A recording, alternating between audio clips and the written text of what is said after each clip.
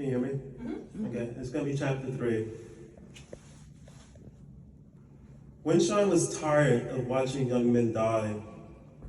Of the 4 that should go into the mainland with on this last journey, the dark elf had managed to bring back the remains of only 1. The deckhands carried Ji-hoon's bloody body down the gangway, his head flopping on his shredded neck. They laid him in a carriage that had come to transport Windshine back to the governor's office and covered the body with a shroud. She walked down the gangway and stepped onto the wooden docks. When the deckhands spat at her feet, she stared straight ahead, her arms folded, her gloved hands tucked into the red sleeves of her dell. The carriage driver, a governor's employee named Youngtae, met the ferry captain at the end of the gangway.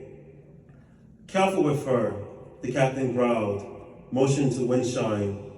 Her kinds cursed.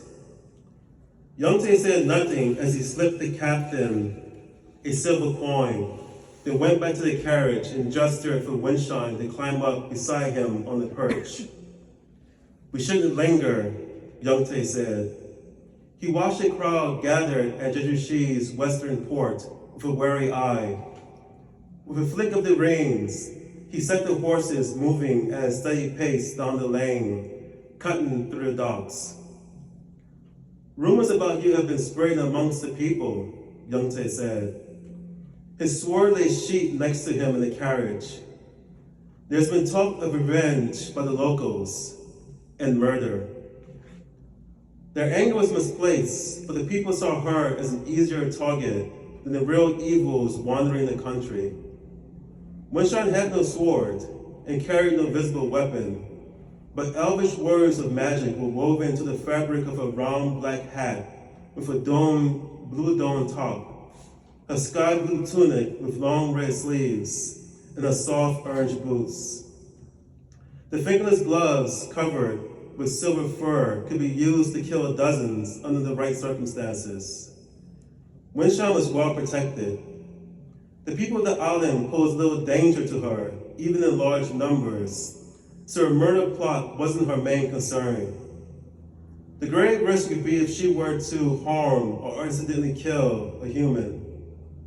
The Dark Elves had lived a precarious existence in the land of South Hanguk since they arrived on its shores 400 years ago. The death of a human by one of them would turn the citizens against her compatriots living in the country. No one wanted war, especially the Dark Elves that sought only peace. "What happened on the mainland?" Youngtae asked. He inclined his head towards the back of the carriage. "How did they die this time?" "They died trying to become heroes."